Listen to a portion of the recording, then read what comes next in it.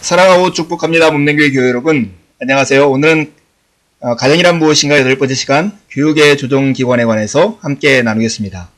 여러분, 교육하면 어디에서 누가 하는 것입니까? 우리는 보통 학교에서 선생님들이 하는 것이 교육이라고 생각합니다. 그러나 오늘 이 책에서는 학교에서 선생님보다 더 먼저 더 우선적으로 교육에 책임을 지고 있는 사람들이 부모이고, 그리고 교육이 이루어지는 곳이 가정임을 우리에게 말해줍니다. 여러분들, 가정이란 무엇인가 이 책에서 계속해서 이미지를 통해서 가정의 모습들을 알아가고 있는데요. 첫 번째가 변화하는 삶의 모빌, 기억나십니까?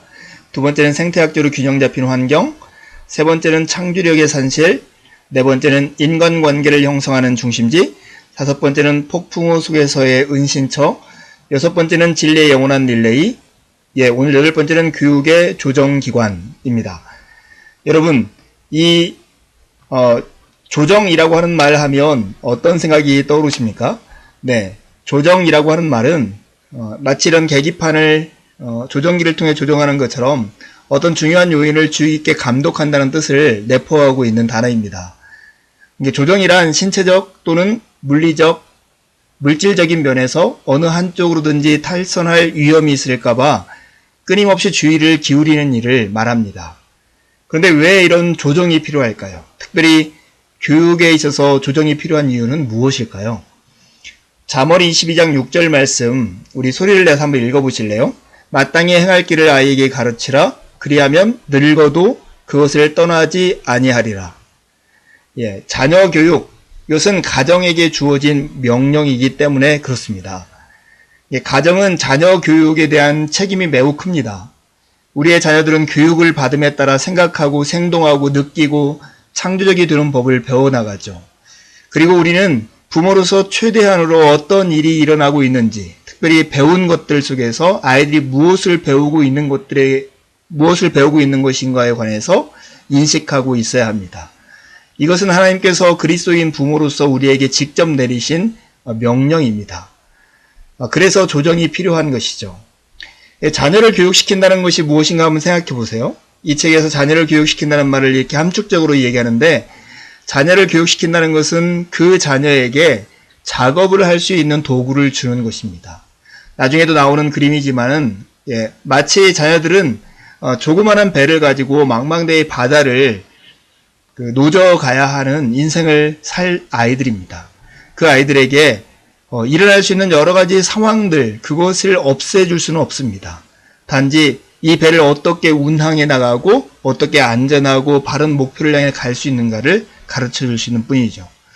마치 작업을 할 수 있는, 인생을 살아나갈 수 있는 도구를 주는 것, 그것이 바로 교육이라고 우리가 이해할 수 있습니다. 그런데 이런 교육에 조정이 없다면 어떤 일이 일어날까요? 마치 작은 돛담배에 태워 바다로 아이들을 내보내는 것과 같은 거죠. 정말로 위험천만한 것 아니겠습니까? 어떻게 돛을 세울지, 닻을 내릴지, 노를 저을지 알지 못하는 아이들을, 그런 아이들을 작은 돛담배에 태워서 바다에 내보낸다고 생각해 보십시오. 얼마나 위험천만할까요? 교육받은 그리스도인들은 그렇게 쉽게 바람에 날려서 딴 방향으로 날아가지 않습니다.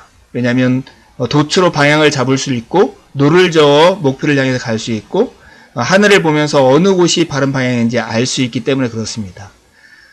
너무나 많은 그리스도인들이 오늘날 작은 돛담배를 타고 바다에 나가기 때문에 하나님의 말씀에 관한 잘못된 가르침의 바람이 불 때마다 휩쓸려 버리고 맙니다.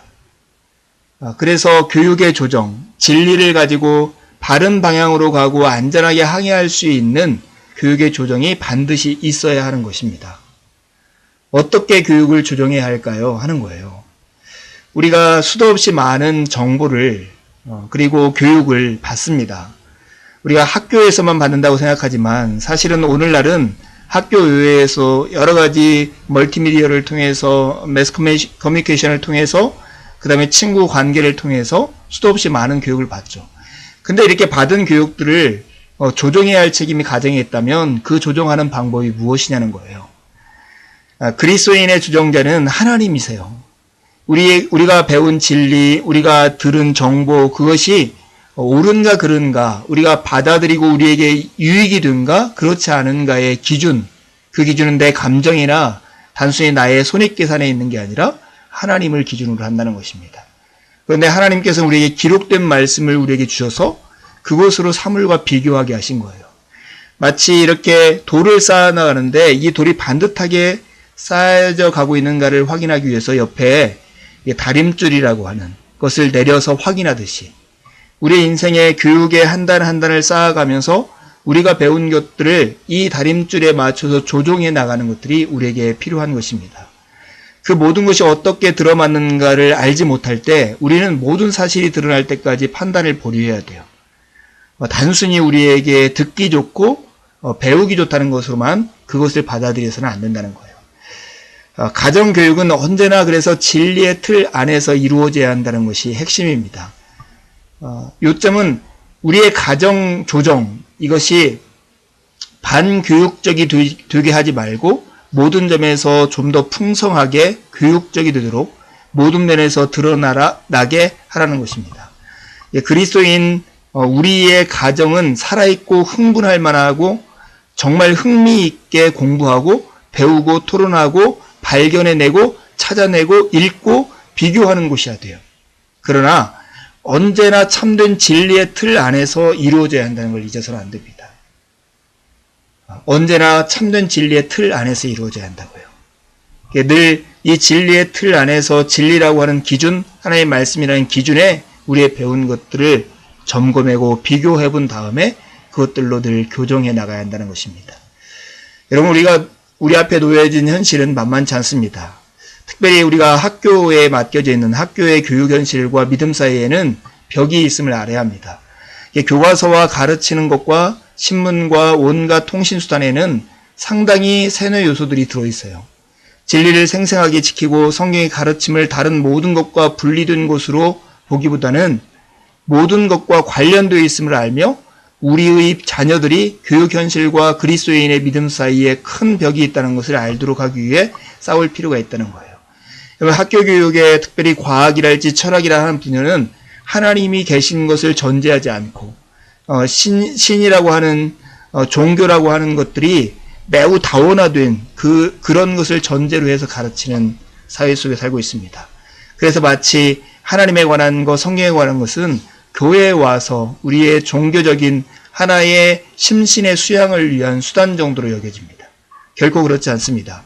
우리가 가지고 있는 기독교 신앙 이 진리는 우리의 모든 생활, 먹고 입고 자는 것뿐만 아니라 정치와 경제와 사회와 문화와 언론과 교육과 예술 모든 분야를 망라하여 영향을 미치고 깊이 관련되어 있고 중요하게 기준이 되는 말씀이고 신앙임을 잊어서는 안 됩니다. 누가 그 진리를 가지고 있을까요?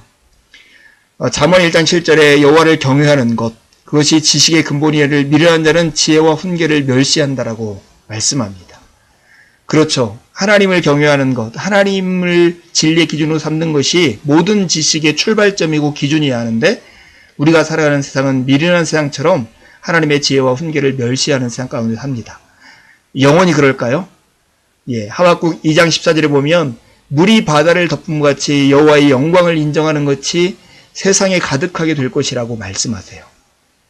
하나님이 그 날을 우리에게 가져오실 것입니다. 그렇다면 우리가 어떻게 할까요? 하나님이 기준이심을 기억해야 합니다. 누가 가장 위대한 지식을 가지고 있는가? 우리의 하나님은 모든 창조와 모든 지식의 하나님이십니다. 그러므로 교육이 마치 진리와는 분리된 것처럼 행동하는 것은 하나님의 말씀과 하나님에 대한 이해를 모두 놓쳐버리는 것입니다. 잘 기억해야 합니다. 여러분, 우리가 세상의 교육과 믿음 사이에 이 간극을 조정하고 하나님의 말씀의 진리 아래 자녀들을 가르치기 위해서 우리에게 필요한 것이 있습니다. 애를 쓰고 싸움을 하고 노력을 하는데 되지 않을 때마다 하나님이 우리의 기도를 들으신다는 걸 기억해야 합니다. 야고보 사도가 이렇게 우리에게 권면합니다. 너희 중에 누구든지 지혜가 부족하거든 모든 사람에게 후히 주시고 꾸짖지 아니하시는 하나님께 구하라. 함께 읽어볼까요? 그리하면 주시리라. 오직 믿음으로 구하고 조금도 의심하지 말라. 의심하는 자는 마치 바람에 밀려 요동하는 바다 물결 같으니 이런 사람은 무엇이든지 주께 얻기를 생각하지 말라. 여러분, 지혜가 부족하십니까? 하나님은 후히 주시고 꾸짖지 아니하시는 분이십니다. 여러분이 구할 때 주실 것입니다. 부모는 주님께 간구해야 할 책임이 있는 것이죠. 그리스도인 우리들은 우리 자녀들이 편견된 자료에서 기인한 교육을 받게 해서는 안 되고, 불완전하거나 뒤범벅이 된 자료에서 기인한 교육을 받게 해서도 안 됩니다. 우리는 우리 집과 가정이 진상을 올바르게 계속 유지하려는 장소가 되고, 우리 자녀들은 진리가 너무나 참된 것이기 때문에 진정한 교육은 그것을 흔들 수 없다는 것을 우리 자신이 믿고 있음을 알면서 성장하도록 해달라고 주님께 간구할 책임이 있습니다.